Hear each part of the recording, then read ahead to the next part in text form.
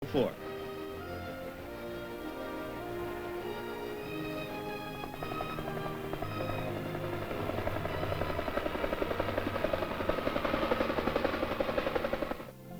Perhaps the greatest value of the National Guard's training program lies in its effect on the individual soldier. Under simulated combat conditions, we gain not only a sense of responsibility toward our buddies, but also, and most important, we achieve a feeling of confidence in ourselves.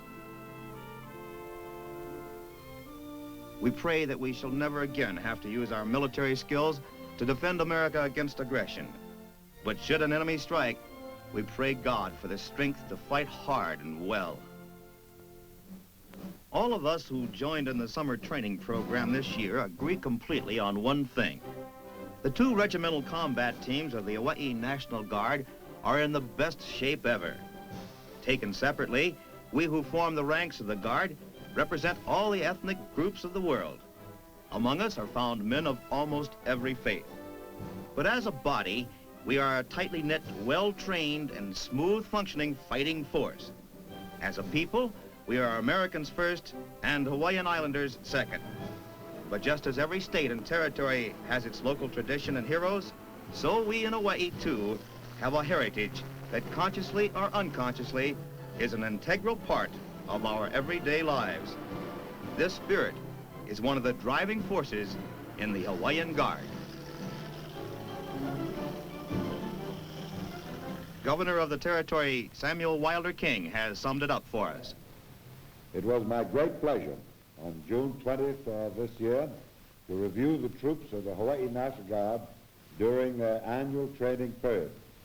That was my first opportunity to visit the troops in the field after I became, as Governor of Hawaii, the Commander-in-Chief of the Hawaii National Guard the preceding February.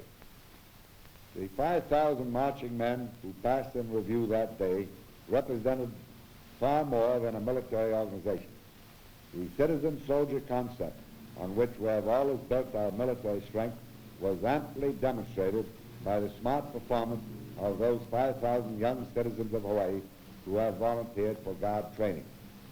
Their interest and enthusiasm is matched by that of their employers, who have always cooperated 100% with the National Guard in its effort to build an effective organization.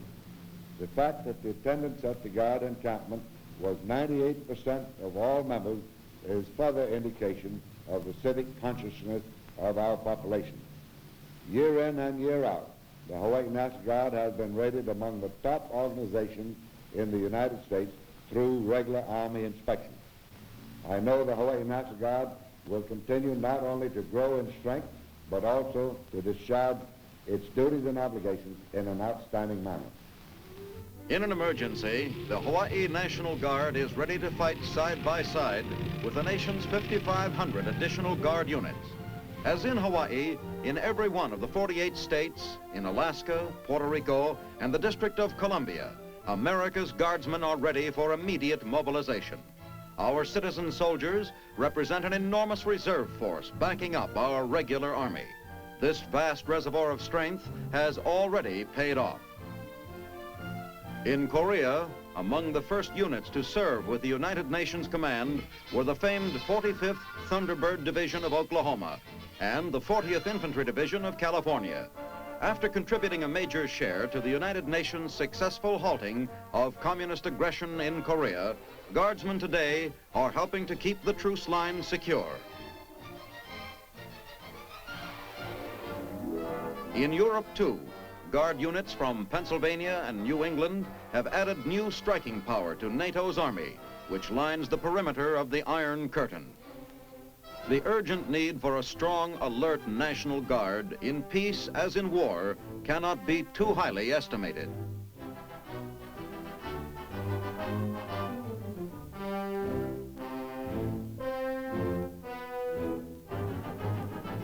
The importance of the Guard's role in the future of the United States has been best expressed, perhaps, by President Eisenhower, who said, "With the van of our forces at Bataan, Salerno, Anzio, Normandy, and Korea, The National Guard has enriched its heritage of 177 years of service to the Republic.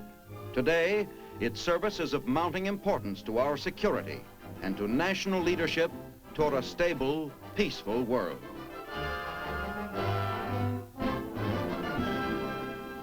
Since the early days of American history, the National Guard has played an important role in the nation's defense.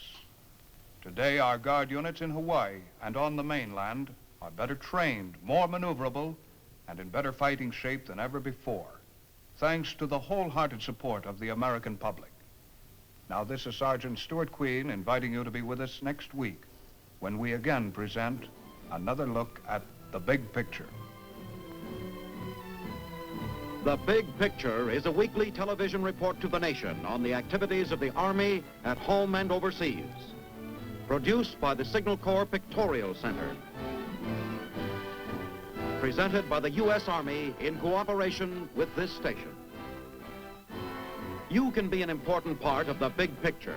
You can proudly serve with the best equipped, the best trained, the best fighting team in the world today, the United States Army.